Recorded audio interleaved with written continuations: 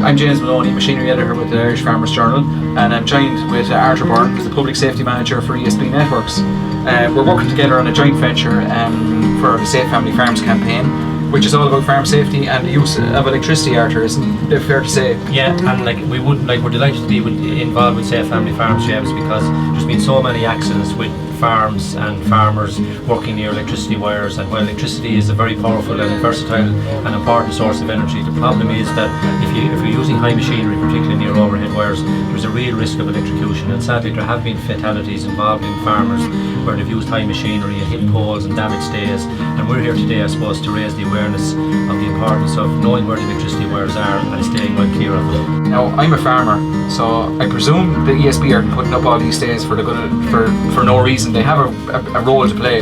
Yes, and I know stays are, if you like, they're a torment for farmers because they're in ditches and they're sticking out in fields, and with machinery so wide and big now, that stays are a real problem. But the reality is, unfortunately, the stay is as important as the pole.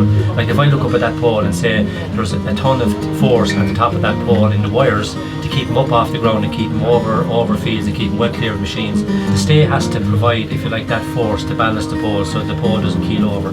So damaging that stay is a real risk of breaking the pole, because it's like a shock load to the pole. As soon as that's cut or stranded or damaged, the pole gets a shock load. Next thing the pole breaks, next thing the wire's on the ground, and we have all the problems of fallen wires, which are always live, and the real risk of a fatality. That's a 20,000 volt line, James. 20,000 volts. And I suppose one of the ways of looking at that is that you have in your home, you have 230 volts, and we know what 230 volts can do. It can power a whole house, power a whole farm.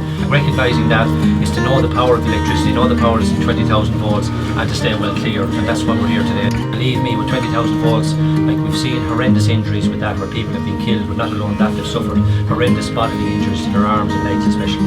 Too many people have been injured and putting themselves at risk, taking chances with electricity, and that's the whole purpose of the Safe Farming Initiative, and ESB Networks is delighted to be involved with the Farmers Journal, engaging with farmers at every event, including such an event like this as the Wrestling Muck. Very good, Arthur, and we're delighted to be a part of that programme as well, and hopefully we'll yield good results at the end. We certainly hope so.